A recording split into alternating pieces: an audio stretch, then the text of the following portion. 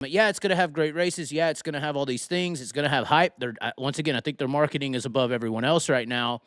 But I also see the investment more so as a lifetime. This is what I want to do. This is my yacht. This is going to be not a hobby. Obviously, there can be money made, but once again, the numbers would take 10 to 20 years, maybe. I mean, to make that up.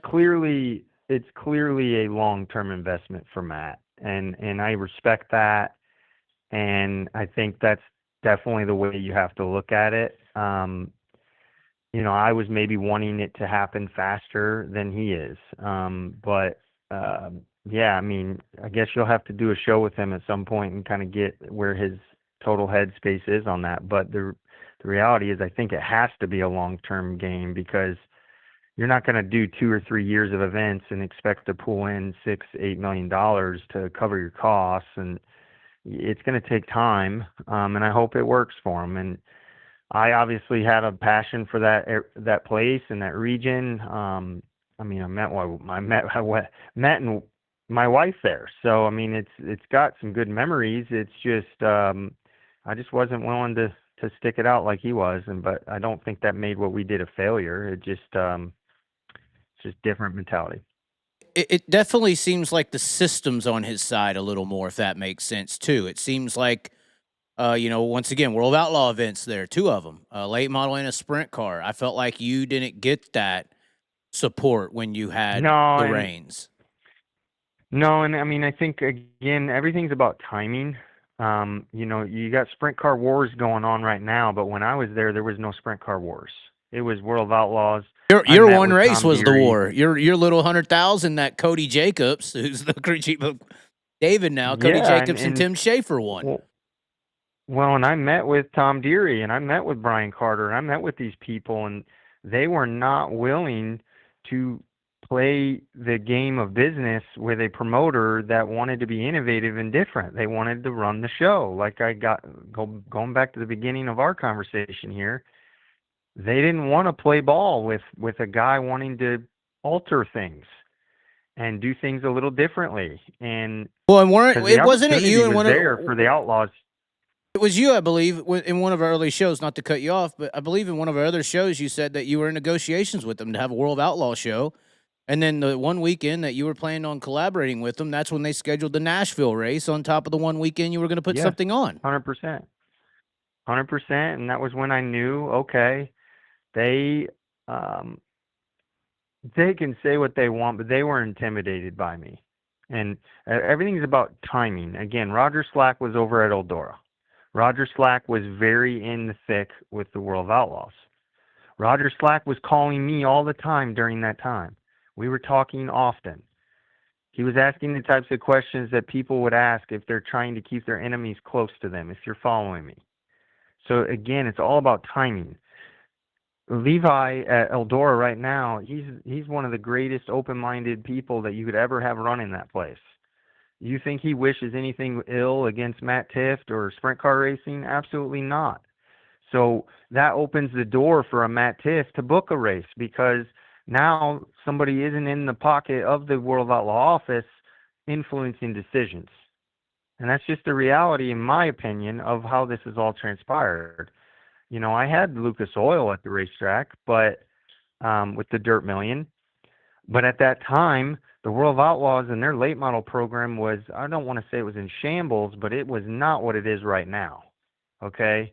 And so I personally didn't have interest in having the World of Outlaw late models. I maybe could have had them, but everything's about timing. And the timing for him right now, it's working out where he can have some of these big shows. But with big shows comes big responsibility and it comes big finances. I mean, again, long-term, big picture investing, he's doing all the right things, and I hope it works out. Yeah, definitely. And one of the things I think that's kind of sneakily there with that whole Eldora Mansfield thing at this point with the Outlaws booking a show there is, hey, I mean, Tony Stewart is now, technically a car owner with High Limit. High Limit's already got a piece of that Kings Royal weekend. Now everybody can still say they love tradition and all that, but if so happens, a few years go by and the High Limit wave gets bigger, and now all of a sudden they potentially not only take a team like Tony Stewart to their side, but they take an event like Kings Royal to their side eventually. You know, maybe World of Outlaws needs somewhere else to go in Ohio, and Mansfield's the perfect opportunity. I just see the strategy in that as well.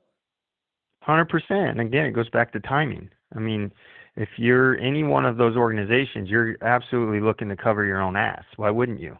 I mean, you're looking to leverage your relationships and put people in your corner. And again, at the time, there was no high limit when I did it, right? There wasn't any question of World Outlaw Power, none of that. I mean, and at the time, Lucas Oil was the leading sanctioning late model group, and nobody could deny that at that time. And so, um, yeah, I mean, I think he's doing all the right things, and we'll see how it works out. I mean, you ain't dealt with it in a long time, but how different was that, or how different do you think it still might be the world of or the sprint car industry and the late model industry? It does seem like late model industry is a little more open and works together. Do you consider like what we're seeing now, maybe that same time period for the late model industry? Like just sprint cars now, it definitely seems a little more cutthroat than it's ever been. Yeah, I mean, I don't know. I think they're more similar now than they ever have been. Personally, that's my perspective on it. I think that tracks and both sanctioning bodies are jumping quickly at opportunities. They don't want to feel like they missed one. I think that's why you see some of the things happening that you see, some of the bookings you see, events changing like you see. Um, but transparently, I don't follow the sprint car stuff a lot. So I can't really offer. I don't follow it a lot anymore. When I was at Mansfield, I was following it much closer because I had a vested interest in it. I don't really have a vested interest in it right now, so I don't follow it that closely. And on the late model side, I guess also quite frankly, I don't need either one of them. I don't need Lucas and I don't need World of Outlaws.